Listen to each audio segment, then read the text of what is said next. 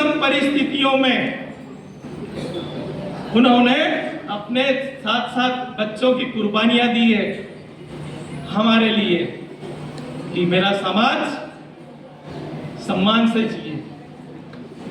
और हम बाबा साहब को 14 अप्रैल 6 दिसंबर को और बाबा साहब की जयंतियां बढ़िया धूमधाम से मनाते हैं, लेकिन बाबा साहब के पद चिन्हों पर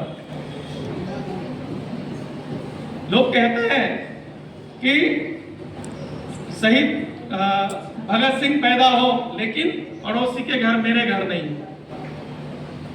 बाबा साहब ने आज जो इस मान सम्मान का से हमें जीना सिखाया है, तो उनके प्रति उनकी कठोर साधना थी और उस साधना को व्यर्थ नहीं जाने देना चाहिए।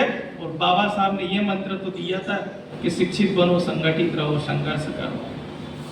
साथ में बाबा साहब की जो अदमकद प्रतिमा जो संसद के सामने बड़े शान से उंगली दिखाए खड़ी है, उस इशारे को क्या मेरे बहुसंख्यक समाज ने समझा है?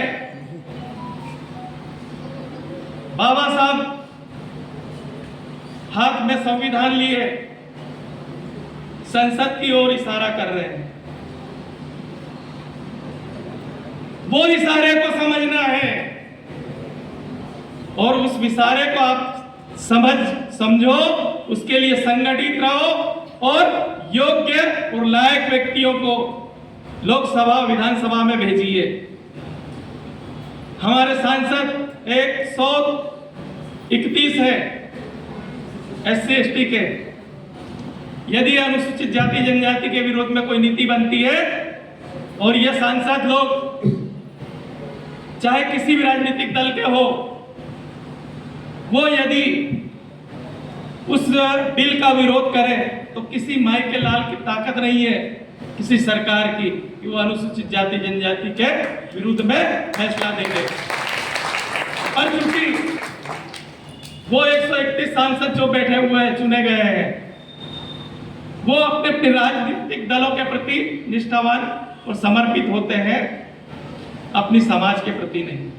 वो इसलिए कि हमने उनको वो ताकत और वो शक्ति और वो जज्बा नहीं दिया कि आज हम अनारक्षित सीट पर से भी हमारे योग्य बंधुओं को जिता सके। खैर ये राजनीतिक विषय है, लेकिन राजनीतिक विषय भी बगैर सार्वजनिक जीवन के अछूता होता है। तो प्यारे बच्चों, आपके मैं एक इन पंक्तियों के साथ मैं अपनी बात को विराम देना चाहूंगा।